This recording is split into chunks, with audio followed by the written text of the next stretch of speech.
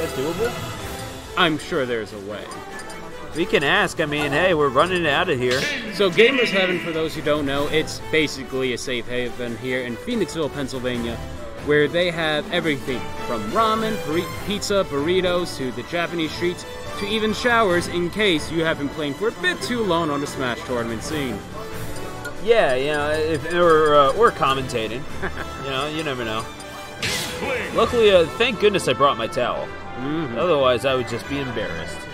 But speaking of, we are getting a fight coming up in just a bit. Yeah, and we could be seeing a shower of ink, cloudy with a chance of freshness from Uno, and going up against the DDD of Deli. Uno, the number 2 in this tournament, number 10 overall on the last Smash 4 PR, and one of the gatekeepers indeed of the scene. But Uno said himself, quote, "I'm tired of gatekeeping." He wants solo glory, and he could be getting it at the expense of Deli and his King DDD, who, and this is a measure of revenge that Uno's looking to get, because Uno and Redeemer Z teamed up with each other against JRX and Deli playing a very effective stock tank, and which allowed his team to get the 2-0 victory over Uno and Redeemer Z, allowing them to go 2-1 in the tournament, but they wanted to go undefeated. And Uno is going to have something to say about this. And this solo matchup has him up to 99%. That Gordo preventing a 0 to death.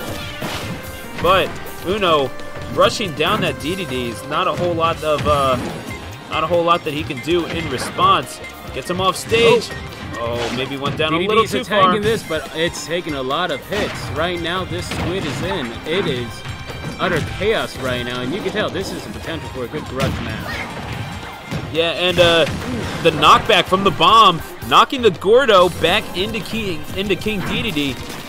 And what we're seeing right here, the blaster coming out from Uno. He wants that kill.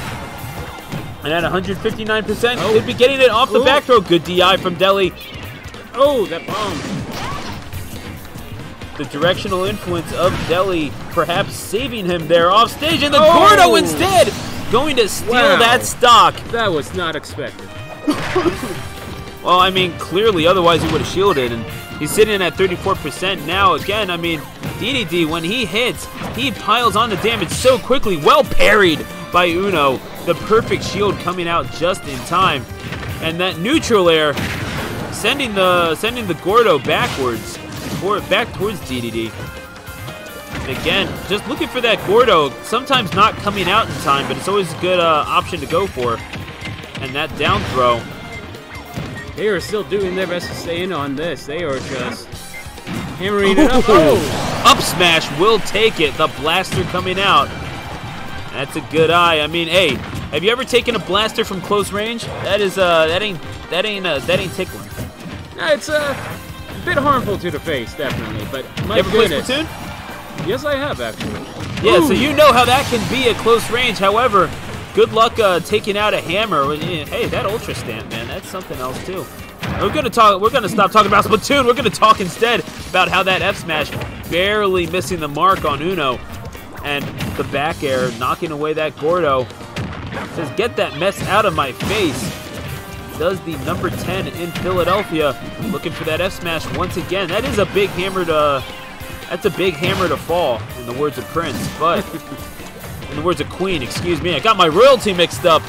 That's okay. Things happen. But right now, what hasn't been mixed up is how this fight's been. For the most part, it's been one-sided. However, there's still an opportunity for Uno to still land this. Oh, wow. Speaking of, it's now tied with 1 stock each. Deli trying to mix up his recovery a little bit. Ultimately did not have the range with which to get back on that up B. And that's going to cost him his 2nd stock of this matchup. Uno still very much in this. Fully inked DDD is going to pile on that damage. And he will be allowed to get back on stage. Uno not really able to go down all that much with that Gordo just kind of sitting there, preventing him from getting that edge guard option. Shielding that ink. However, he's going to fully cover that DDD. And of course, the inking mechanic allowing more damage to be piled on from those attacks. The hammer! It swings hard and it hits even harder. DDD will take that game on behalf of Deli. goes up on Uno 1-0. No matter how much damage they kept dishing out, DDD, that character, like, he's a tank for a reason, but one simple hit from that mallet just sent that squid flying. Yeah, I mean, hey, you down with DDD? Yeah, you know me, and will this be the final destination for Uno's winner's bracket hopes here?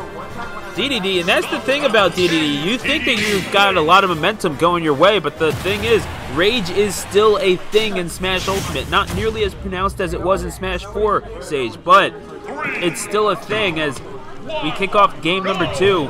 And they're still sticking with the same character, so they are both confident in this. Yeah, Uno thinking that maybe fewer places to one, maybe it'll be easier to read the landings of King DDD on Final Destination. Excuse me. Sometimes my tongue gets over my teeth and I can't see what I'm saying. What can I say? But looking for that back air. Not finding it. And back throw from Uno. He's clearly thinking that something wasn't working about Pokemon Stadium 2, and you gotta think he wanted to have something just possibly a little a slightly shorter stage. There was a better chance or better in-air competition with them fighting. It's hard to tell, but maybe, possibly, they're doing better on this one than they did on the Pokemon Stadium. Possibly he's freeing his opponent, but either way, it's it's about the same. Uno is reflecting half of the attacks right back at Deli. And Deli's currently covered in that paint. It can still go either way. Oh! And he's still in this. It's such a short ceiling off of the top, like away from the screen. There's a lot of room up top, but once you get off the screen, there's really not a whole lot left. Uno does shield at that time and gets out of the way, barely avoiding the hit from that up B. The back air gets him off stage. Gets Deli off stage, I guess I should say. And now, side B's looking to break out that roller, not able to connect with Deli in midair. I mean, it would be able to connect, it just wouldn't be able to plant. That is correct. Oh, catches him perfectly with the splat bomb. Well timed. Boom goes the dynamite, and boom goes the first stock of Deli's. Last round, both were at that same. Right back. Right, beautiful response from Deli with the tilt. Last round, when both were at that high rate, still Deli had that upper hand. However, in this round, it can either go either way. It can either go either way, or it can go. Or it could go. You know, I'm not even going to try to finish that off because, frankly, I'm not sure what I was saying. Let's just drop it like how they just dropped both their stocks, because this round has been getting much more heated up. There we go. You know what? We'll take that. We take those. And that's a lot of ink on that DDD, so that damage piling up very quickly. But that just means that he piles on that rage faster. It's still hard to kill DDD. Looking for that side B. Can they do it? Oh, no, he can get back just fine. However, he's going to get planted and then rocked. And Uno just lost his second stock, but he follows it right back up with that up air. Match. I mean, this is neck and neck, and even though he is up 1-0, is Deli, this set could go either way. It really is a matter of it's a race to the finish right now. DDD at 66%. It's going to take until 150 or so to kill here. I don't know, I got a strong feeling that if Uno wins on this one, that there will be a change in character for one of them. They really are hoping to tie this up just to change it once more. He's got a good feel for Deli's DDD, but who knows? And right now, Deli is piling it on. We will see if they can still dish it out. Right now, Uno is at a lower health. And they are currently having an upper hand. I tend to disagree. I think that you're going to see the run back if if this is in fact a successful kill. And he's sitting at 182%. Anything is doable. Nothing's impossible here. But he gets the plant, and the looking for the ink brush misses. Well mashed out of by Deli, who's sitting at 201%. Looking for that forward smash, not finding that. It might have killed at 60%. And all the momentum in the favor of Uno seems to have been stopped. Parries that, and the back throw will kill. Uno ties it up at 1. So that Inkling staying fresh and staying in winner's bracket for just a little bit longer. That was a riveting tie. I was happy to see them actually pull through on that one. The stage really did help. But the question is, are they going to still stick with the same characters in this or not? So this is how we're kicking off winner's quarterfinal action. Uno versus Deli. The winner of this one will play the winner of Redeemer Z and Dark Manicore, who we saw go Wolf. We saw him go Samus in the course of this bracket. And Redeemer Z, we saw his Rob play just earlier on as he beat Jedi Squid 2-0. On the other side of winners quarterfinals, Beast and JRX, so potential Mega Man versus Pokemon trainer battle. And Bonk and RKO going at each other in winners quarterfinal action as well. And it looks like they are sticking to the same characters. They're both very confident in this. So now it varies. If they still stick with this, what is the landscape going to be, and how much is that going to affect this playthrough?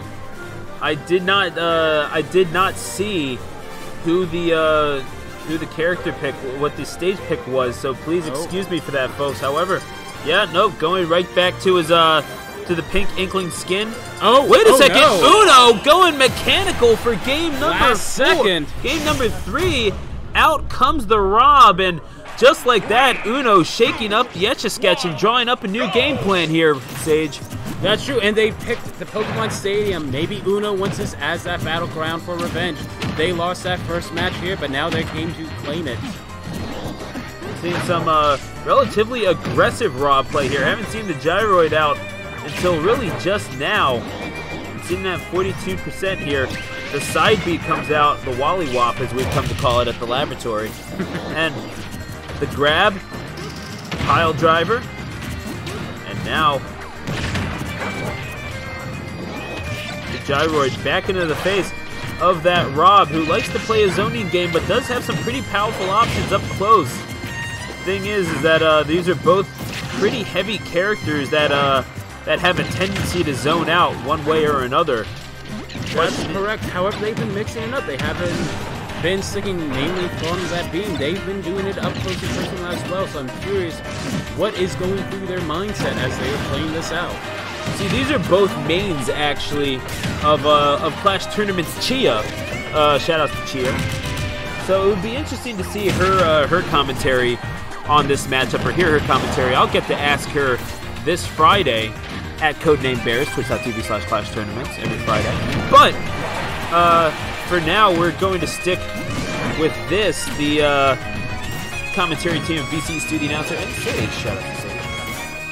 Shout outs to the person sitting next to me. Yeah, I realized how silly that sounded. Oh, that's perfectly fine. Oh, the Gyroid spinning. The head of Deli could be spinning Uno after that one as well. Uno catches the upper hand. Oh, barely dropped his shield in time as well, so was not able to shield it. Had to eat that jab. Oh, they were doing their best, but right now, they just missed, and he was looking for the spike and was not able to find it. Deli able to recover. And he ran out of a jump. I think he ran out of it, and Deli is going to have to re-deliberate on his